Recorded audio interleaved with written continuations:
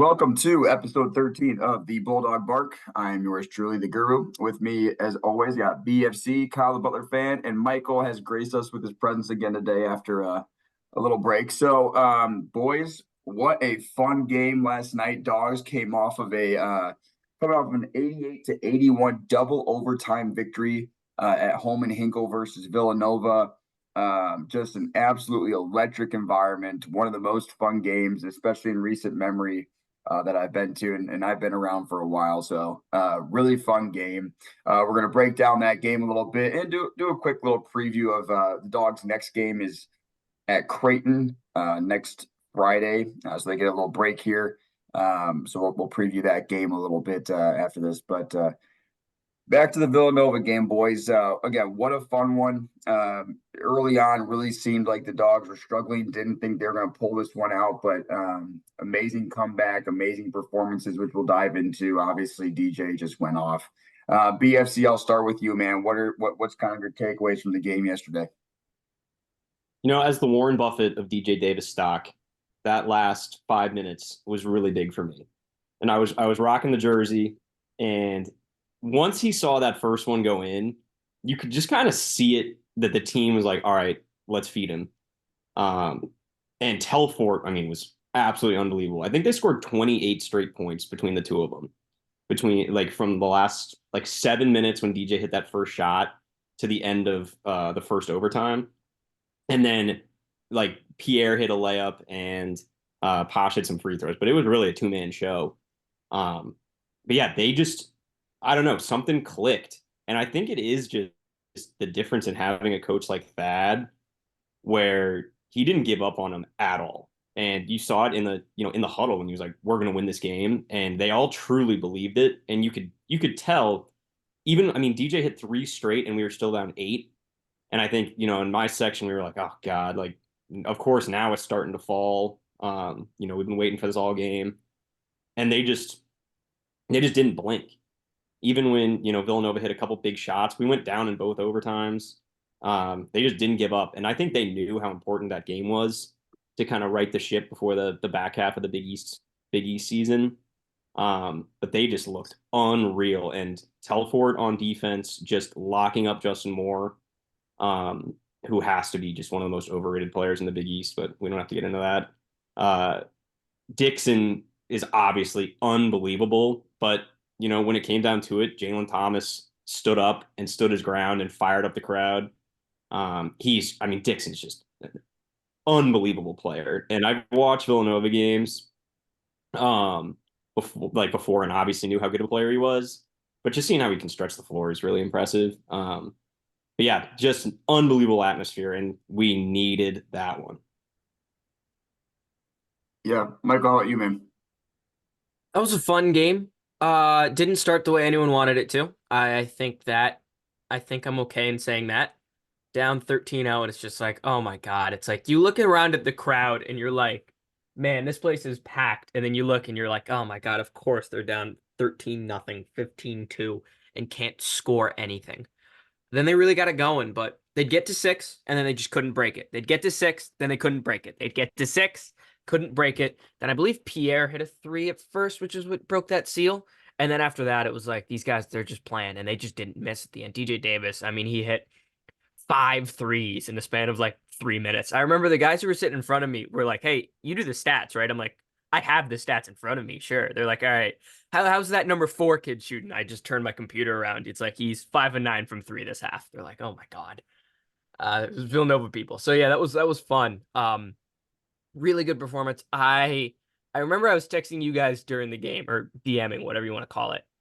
Why didn't they start pressuring earlier? And then they start pressuring, and Nova they weren't ready for it. So they made an adjustment. I'll give them credit there. Wish it would have happened earlier, but you know what? It didn't matter. A win is a win, and that's a win that changes a lot of things because it just gives you momentum, just necessary momentum as you're coming through. You didn't play your best. Yeah, Nova didn't. Nova played well, then they did some dumb things, but that's another conversation for another day. And Butler was able to win, and you need those wins if you want to be playing games in March. You need those wins, and they got those wins. We take those.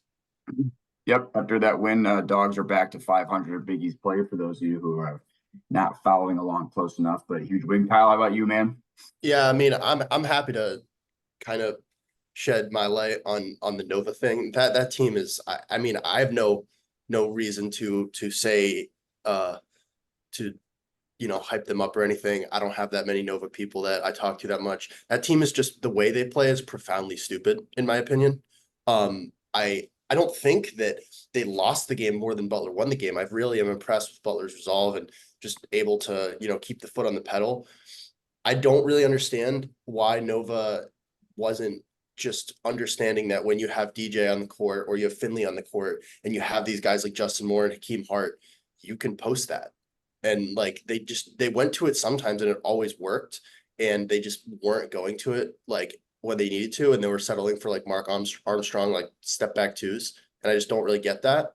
But from the Butler perspective, I think that everyone today that played did what they needed to, especially down the stretch. Everyone's going to talk about DJ. I thought that may have, and as I should, but we've already said that Jameel Telford has obviously had some struggles in the conference schedule. Maybe with the exception of the Texas Tech game, I thought that might have been his best game as a Bulldog. I thought that he shut down Justin Moore, as you said, and he also hit some big threes in the first half to make sure it wasn't like just a complete joke of a blowout. As did Finley Bizjack. I think Finley with some layups, I think Finley and Jameel kind of kept us in it a little bit in the first half. And that ability to not let the massive run happen from Villanova outside of the first 11-0 start to the game, I think put ourselves in the position to be able to do what we did at the end. There were a lot of times where it could have gotten out of hand completely. And I think the team in the first half and early in the second half did a good job to not let that happen and to keep ourselves within striking distance. And like Thad said, I mean, if we kept ourselves in striking distance, the team knew we had the ability to make it happen. So yeah, it was awesome. And the environment was awesome. The checker thing actually worked out better than I thought it would. Yeah, I thought it was actually really cool. I had my doubts about it, and it seemed like connected to everybody. I took that video, and you could clearly see the checkered flag as you're going across it. So I thought it was really neat. Yeah, and I don't know if anyone mentioned this or not, but just a reminder, all 28 of DJ's points came in the second half, which is just incredible to get your head back in the game with that. Like you were talking about how John and Finley definitely stepped it up in the first half. Another guy that I would say kind of an unsung hero in a way, and I didn't think, and I think even Michael might have mentioned this too, and I did not think that he would be the right match for this game, but I thought Andre Screen actually played pretty decent towards the end with I thought Dixon would be able to run laps around him, but Andre kind of held his own and just used his length in those scenarios. I also agree with you, Kyle. I'm not really sure why they didn't just continuously back us down. What's his name? I always say Bamba. It's Bamba. I always say Mamba, and I say it the wrong. I always say the wrong one. But I mean, he pretty much could have got to the rack, I feel like, whenever he wanted to. And I don't know did any of you guys notice any changes on defense? I didn't look at it maybe that deep, but did we do anything differently to start preventing that in the second half? Whether it's flashing guys towards them or anything like that. They started doubling down more. Telford definitely doubled down a couple times. I remember they did it once when Davis got his third or second foul. They did it once on Finley, and I think Telford doubled over, and I think that led to a turnover. And then I don't know if they went back to it again. I know, and then they'd post up Dixon on the end closer to me, and I know they would attempt to double. But whenever Dixon had like a full clear out of space, that was barbecue chicken, man. He was incredible. Yeah. The what is it about doubling down? The other thing too, and I have to pull up the stats again. I believe Villanova is one of the usage rate. I think they shoot someone correct me if I'm wrong on this. They shoot the three a lot, but they're like 206th in actually shooting the three. Can anyone confirm whether or not that's true?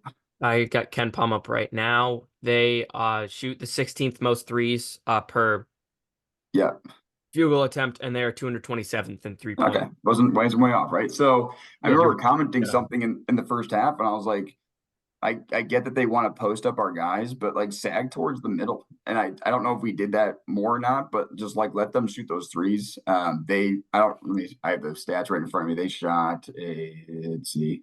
Anyway, got the 3-point percentage right in front of you. 7 of 23, 30.4%.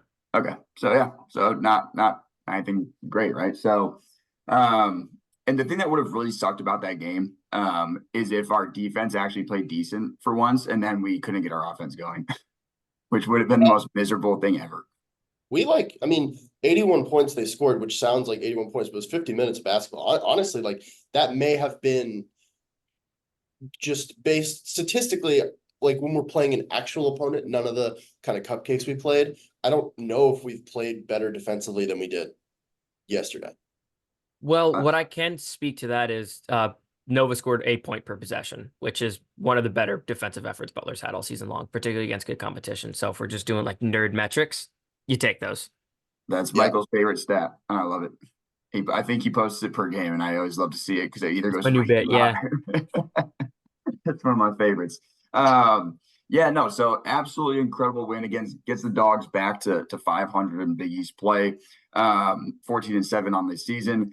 Big stretch of games coming up though, guys. So we got Creighton coming up, as I said, on Friday. So we go to Creighton, and then we go to UConn, who is I don't have the game in front of me. I think they're currently still whomping Xavier. Is that still happening? Yeah. It's a 36. It's a 36-point game right now. It's okay. Yeah. Jesus Christ. That's crazy. So and then we Klingon get hit a three also. Klingon hit a three too. Oh, nice. Place went nuts. So at Creighton, at Connecticut, but then we get a nice little home stretch of Providence, Marquette, and Creighton. So those are our next 5, 2 away and then 3 home. Realistically, BFC, I'll pass it over to you. Maybe what is your expectations coming up for this Creighton game, and then maybe what do you think the Dogs have to do in these next 5 to kind of stay in it here? Yeah, I mean, Creighton's interesting because it's been a matchup that I've been a little bit worried about all year just because of how we've defended the 3. But outside of that, I don't necessarily think it's an awful matchup. We obviously have our massive struggles in Omaha, but with how we play and kind of how they defend the wings, I think that there's a couple opportunities to kind of exploit their defense, and their defense is obviously not their strength. Neither is ours. I think it's gonna be high scoring. But they're obviously a good team. Ashworth's been playing a little bit better as of late. Shireman, if he gets hot, it's like DJ or Pierre. He's very tough to stop. And then Kalk inside, who we've seen for 5 years now.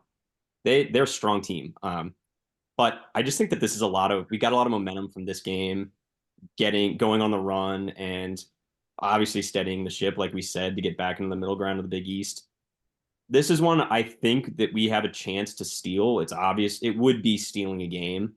They are a very good team and they're at home. But I think I'm interject super fast. Butler has in their history only won twice, and one of those was like in 1939. Yeah, twice in Omaha, and one of the other realistic one or more recent one was Roosevelt Jones hitting a game winner at the last second. But yeah, so Omaha's a house of horrors for Butler. But yeah, keep going. It absolutely a house of horrors, and they've had their pretty intense struggles in Hinkle as well. Even when we've had really bad years, and they've been good. But it's a big one. I think it's a big one to also just kind of show the momentum that we've been building a little bit. Obviously, getting DePaul and Georgetown were the 2 that we really needed, and Georgetown, say what you will, but they've played a lot of teams tough, and we took it to them. So yeah, I just think it's a good opportunity to kind of show the steps that we've taken in being competitive against anybody that we're playing. So that's what I'm really going to look for out of this game specifically on Friday. Yeah, Mike, how about you, man? So I think immediately Creighton is probably let's be real, Butler's not going into UConn and winning. That's not happening. I mean, Xavier's down 400 right now. Butler's not going into UConn and winning. You can cross that one out, like just take the L there. So Creighton's the more winnable matchup. One thing Creighton does a lot that burnt Butler earlier in the season, if you guys remember, was those like lob plays that Texas Tech was able to run. Creighton does that a lot. So that could burn Butler. On the other hand, Creighton's a defense where they won't turn you over, but they also won't foul you. So they give you one or the other. It's like, look, you're just going to have to hit shots over us. And they play a lot of drop coverage. So that little floater at the Big East logo is going to be open all game long. And this team does like to go for that. So that's going to be the shot. They're going to have to hit a ton of those if they want to beat Creighton. Guard 3-point line, of course. Yeah, I would still lean Creighton in this game, but this actually is, I think this is a decent matchup for Butler. Like, I don't think Kalkbrenner's the type who's just gonna like bully Thomas or screen. I don't think that's gonna happen. Telfort on Shireman too. I'll take my chances with that matchup. I will. And I hope Posh bullies Stephen Ashworth all game long. I think that's probably the best outcome too. I think I this is think the worst matchup for Ashworth in the Big East. He just does Yeah. not have this type of guards.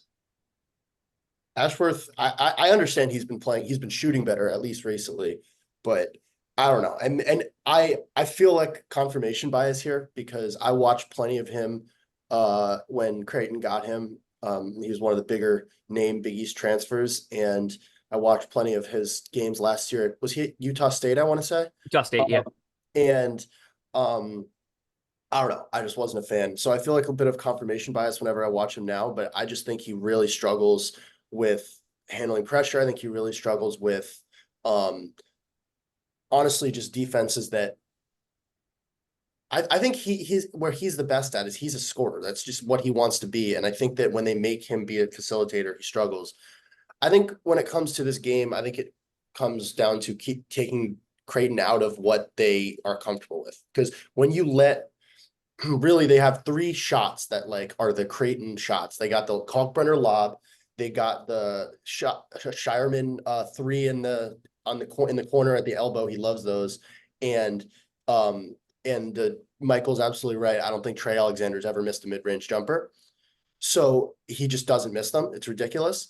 But I think those are the things that they love to do. And I think that Creighton's such a rhythm team. We've seen them blow teams out of the water and just go on ridiculous runs. And they have that firepower, but it only comes when they're doing what they're comfortable doing. They're not the most adaptable team. I think a lot of that comes from Ashworth being their point guard.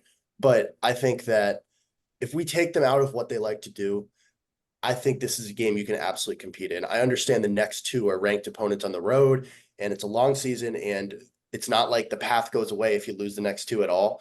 But if we could steal this one, man, I mean, that would be awesome. And I think it's doable. I think it's doable.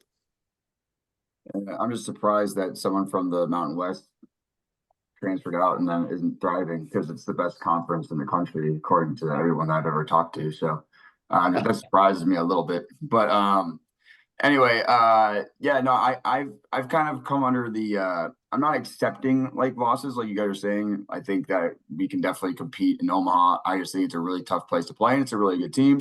UConn also same story. It's just a really good team. I'm more interested, honestly, even if we go 0-2, like I said, everything's out on fire. Then we get 3 home games against. We can definitely beat Providence at home. Honestly, I think we can compete with Marquette at home and Creighton at home. I don't think there's any reason that should not be. I think in the next 5, the goal should be 2 and 3. It's a massive 3-game stretch. Yep. I think it has to be. Your expectation has to be 2 and 3. The cool thing with the rest of the schedule for Butler is that we only basically have one game left that's like a bad game, which is DePaul. That's good and bad things to that. The good thing is that honestly, as long as you can kind of keep up and like finish out like 500, you really don't have any bad losses, and you'll have some good wins in there. And as long as one of those is in DePaul, and then obviously the bad side of it is you have to face really good teams night in and night out, so you could fall apart. But yeah, I think 2 and 3 in the next 5 is kind of my goal for this team to kind of stay afloat and finish off the back half of this conference play strong, and hopefully make a push towards that tournament, guys. I think Butler Nation's a little re-energized with this 3-game winning streak again. So, which is huge. 5-5 through the first 10, 14-7 overall. I mean, hey, no one predicted that for us this year. We actually matched our, I believe, unless I'm wrong, You're right. How many games we won last year? You're right. Yeah. You better tweet that before I do. Kidding. Yeah, no, that's right. We do have the same amount of wins now as we did last year. That's crazy. Awesome, guys. Anything else you guys want to add on the game yesterday or the games looking forward?